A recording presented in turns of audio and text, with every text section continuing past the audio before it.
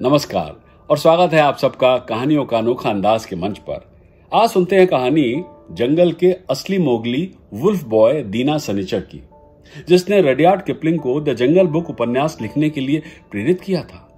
Kipling की इस प्रसिद्ध कहानी को वॉल्ट डिज्नी द्वारा कई फिल्मों में रूपांतरित किया गया।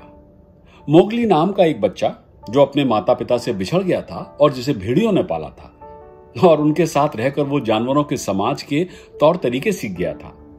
मानव सभ्यता और प्रकृति के बीच आत्म खोज और सद्भाव के बारे में एक उत्थान संदेश पर समाप्त होती है मोगली की फिल्म जंगल बुक। मगर बहुत कम लोग जानते हैं कि जंगल बुक के मोगली की कहानी सच्ची घटनाओं पर आधारित है। जी हाँ, दीना सनीचर नाम का एक 19वीं सदी का भारतीय व्यक्ति, जिसे अक्सर वास्तविक जीवन का मोगली कहा जाता है, उसे भेड़ियों ने पाला था और उसने अपने जीवन के पहले कुछ वर्ष इसी सोच में बिताए कि वो एक भेड़िए का बच्चा है। जब शिकारियों ने उसे एक गुफा में पड़ा हुआ पाया तो वे उसे उठाकर पास के एक अनाथालय में ले गए। वर्ष था 1867 का। उत्तर प्रदेश का जिला बुलंदशहर। एक रात शिकारियों का एक दल जंगल में घूम रहा था कि अचानक उन्हें कुछ निशान एक गुफा के प्रवेश द्वार तक जाते हुए दिखाई दिए। आसपास से गुर्राने की आवाज भी आ रही थी। शिकारी तत्पर होकर शिकार पर घात लगाने के लिए तैयार हो गए। धीरे धीरे वे गुफा की ओर बढ़ने लगे, लेकिन उनके आश्चर्य का ठिकाना नहीं रहा जब उन्होंने देखा कि वहां कोई जानवर नहीं था, बल्कि एक लड़का था जो करीब 6 साल का होगा, जो जानवरों की तरह अपने 4 पैरों पर चल रहा था। शिकारी उस बच्चे के पास गए और उससे बात करने की कोशिश की, मगर उसने उनके सवालों का जवाब नहीं दिया। वे उसे कुछ खाने को देना चाहते थे, मगर वो अपने मुंह में दबाए कच्चे मांस को ही चबा रहा था। उसे 2 पैरों पर खड़े होने में परेशानी हो रही थी। बहरहाल शिकारी उस लड़के को जंगल के इलाके में छोड़ना नहीं चाहते थे। वे उसे आगरा शहर के सिकंदरा मिशन अनाथालय में ले आए।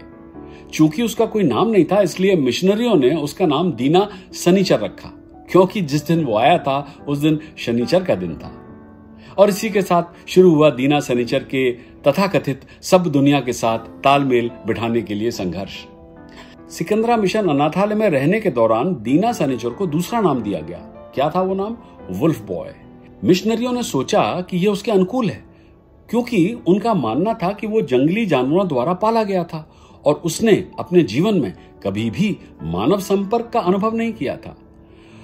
उनके वृत्तांतों के अनुसार सनीचर का व्यवहार मनुष्य की तुलना में किसी जानवर से अधिक मिलता जुलता था। वो चारों तरफ घूमता था और उसे अपने 2 पैरों पर खड़े होने में कठिनाई होती थी। वो केवल जी हाँ, कच्चा मांस खाता था और अपने दांतों को तेज करने के लिए हड्डियों को कुतरता था। अनाथालय के अधीक्षक एरहार्ट लुइस ने एक बार अपने एक मित्र को लिखा था, एंड आई कोट, जिस आसानी और तालमेल के साथ सनीचर अपने हाथ और पैरों पर एक साथ चलता है वो वाकई आश्चर्यजनक है। इतना ही नहीं, वो भोजन को खाने या स्वाद लेने से पहले उसे सूंघता है और जब उसे गंध पसंद नहीं आती है तो वो उसे छोड़ देता है। वास्तविक जीवन के इस मोगली के साथ संवाद करना 2 कारणों से कठिन था। पहला, वो वही भाषा नहीं बोलता था जिस भाषा में मिशनरी उससे बात करना चाह रहे थे। जब भी सनीचर कुछ व्यक्त करना चाहता था तो वो एक भेड़िए की तरह चिल्लाता था। दूसरा, वो हाथ के इशारों की भाषा भी नहीं समझता था। जो लोग एक ही भाषा नहीं बोल पाते हैं वो अपनी उंगलियों के इशारों की भाषा से काम चलाते हैं, लेकिन भेड़िए इशारा नहीं करते। यह सार्वभौमिक इशारा शायद सनीचर के लिए व्यर्थ था। मानव व्यवहार और पशुवृत्ति के बीच की खाई को पाटना दीना सनीचर के लिए बहुत व्यापक साबित हुई। हालांकि सनीचर ने अंततः मिशनरियों को समझना सीख लिया, लेकिन उसने कभी भी उनकी भाषा बोलना नहीं सीखा। शायद इसीलिए कि मनुष्यों की आवाज उसके लिए बहुत अलग थी। जितने अधिक समय तक सनीचर अनाथालय में रहा, उतना ही वो एक इंसान की तरह व्यवहार करने लगा। उसने सीधा खड़ा होना सीखा और कपड़े पहनकर तैयार होना शुरू कर दिया, और अंत में उसने मनुष्यों की तरह सिगरेट पीना भी सीख लिया। दिलचस्प बात यह है कि उस समय सिकंदरा मिशन अनाथालय में रहने वाला सनीचर अकेला वुल्फ बॉय नहीं था। अगर सुपरिटेंडेंट लुइस की माने तो उसके साथ 2 अन्य लड़के और एक लड़की भी थी, जिनके बारे में कहा जाता है कि उन्हें भी भेड़ियों ने ही पाला था। एक भूगोलवेत्ता के अनुसार सिकंदरा मिशन अनाथालय ने इतने वर्षों में इतने सारे वुल्फ चिल्ड्रन को पाला कि जब उन्हें जंगल में एक और वुल्फ बॉय मिला तो उन्हें कोई अचंभा नहीं हुआ, कोई आश्चर्य नहीं हुआ।